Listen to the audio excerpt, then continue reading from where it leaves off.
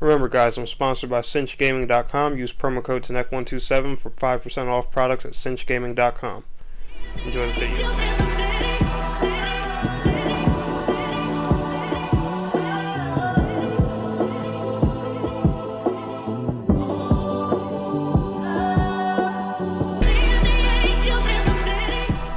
Gamers and gamettes, what is going on? My name is TENEC127, and I got a question for you guys.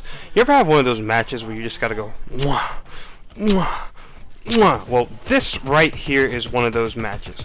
Blacklight Retribution, real simple. Tactical assault rifle, red dot, extra damage barrel. Man, I kill it 28 and 5. I straight punish these guys. I'm talking, you know, hard suit on them, rail guns in the ass, double kills, crazy moves, all kinds of stuff. Enjoy the gameplay in the background while I ramble on a little bit about some FPS history. Talk to y'all about Call of Duty Infinite Warfare and everything a little bit. And just so you guys know, I'll be streaming the Infinite Warfare beta this week, and I'll also be doing a walkthrough on the Call of Duty 4 Modern Warfare Remastered campaign.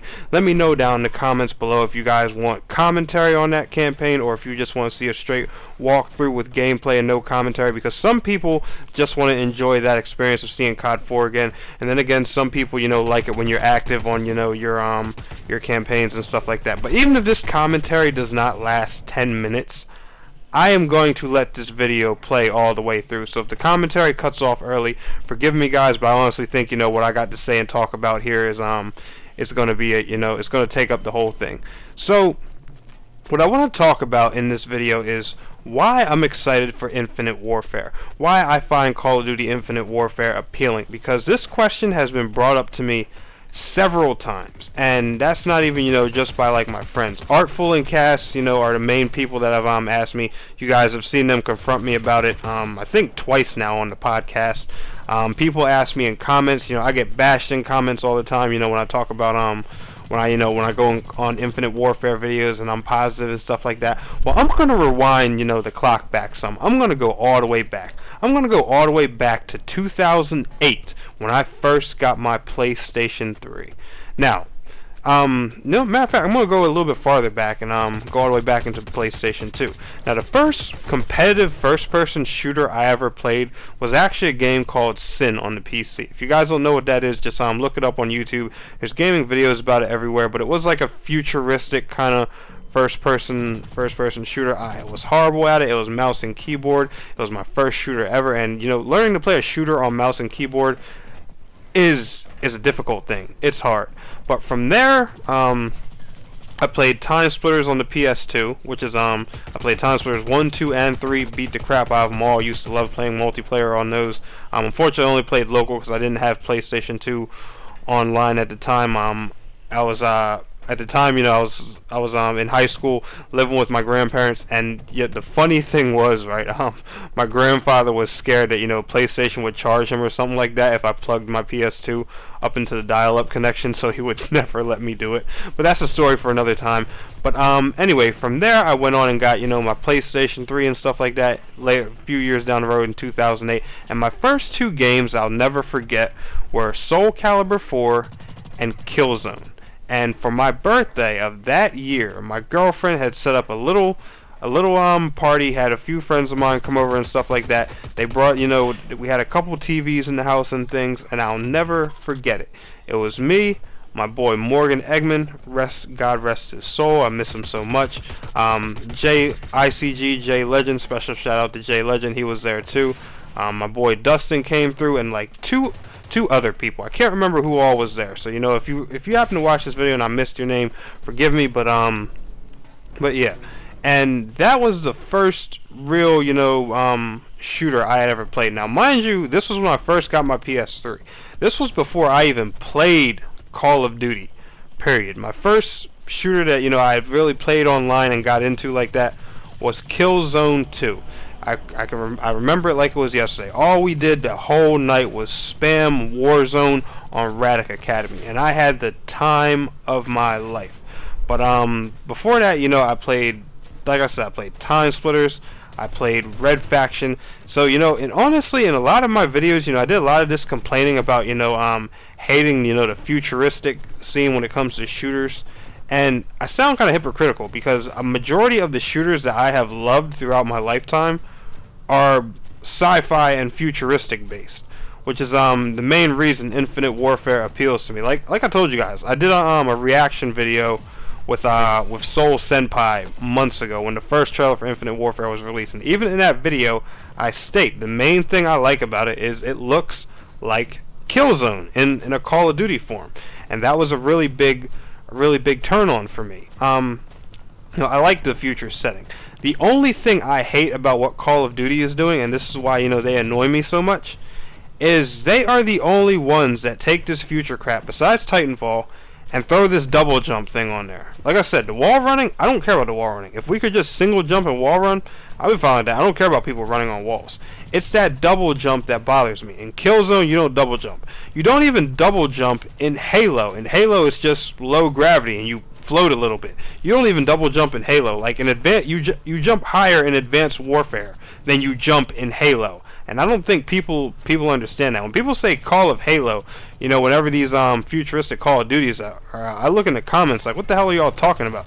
You can't even double jump in Halo. I don't know if people realize that or not. You cannot double jump in Halo. You can double jump in Destiny, but in Halo it's just one fairly high jump that's that's low gravity and stuff like that. That's it. But the reason Infinite Warfare appeals to me is because it just has that look of of these future games I love it. And I used to love Red Faction before it became this stupid open world third person shooter that it is now. And that's no disrespect to people who love these Red Faction games, but I hate these newer Red Faction games. I liked it back when it was a first person shooter, when it had a campaign and multiplayer just like the rest of these shooters. That's when Red Faction was good. Red Faction 1 and 2, on the PlayStation 2. Those were the Red Factions I enjoyed. Not this open world third person bullcrap that it's become now. I can't stand Red Faction for what it is now. But that was another shooter I was into. Another shooter I played was 007 Nightfire.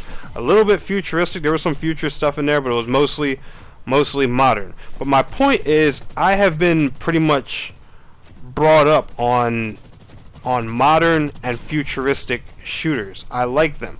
My only beef with, like I said, with what Call of Duty is doing is I don't care for the double jump.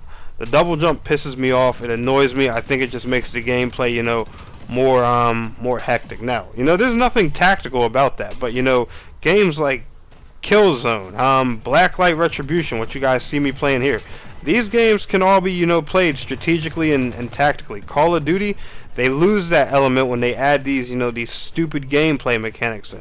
Like I appreciate that Infinite Warfare is supposedly toning down the notch or whatever. It's even slower than Black Ops 3 was. But Black Ops 3 was a tone down from, Advanced Warfare, and look at how that came out. That's the only thing that, that kind of scares me about Infinite Warfare in a way. But Infinite Warfare, the thing I like about it is its sci-fi look. Now, Black Ops 3 was just, future, cybernetics. Advanced Warfare was just, future. There was literally, normal people and you just threw exosuits on their back. Advanced Warfare wasn't even that crazy futuristic wise. Black Ops 3 was, just ridiculous. People had, freaking metal arms, legs, and the only thing that was human left about them was their brain and their heart. Like that stuff was completely crazy. I wasn't too keen of all that stuff. I thought that was, pushing it.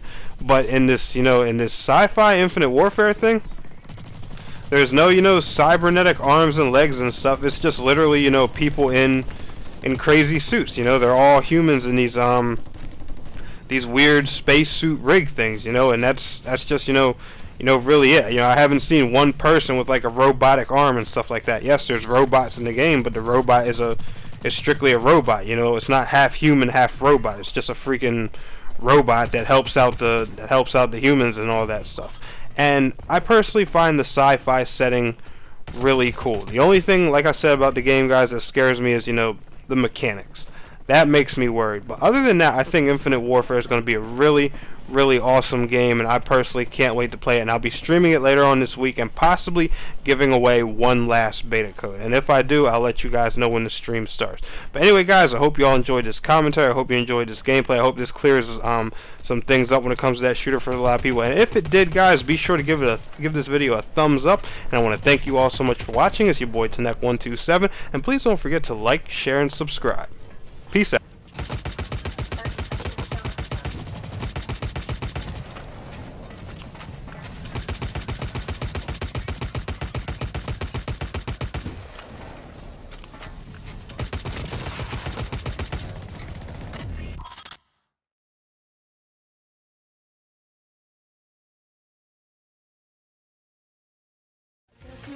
く赤く揺れて夢の果て出会ってしまった運命が回り出す誰も知らない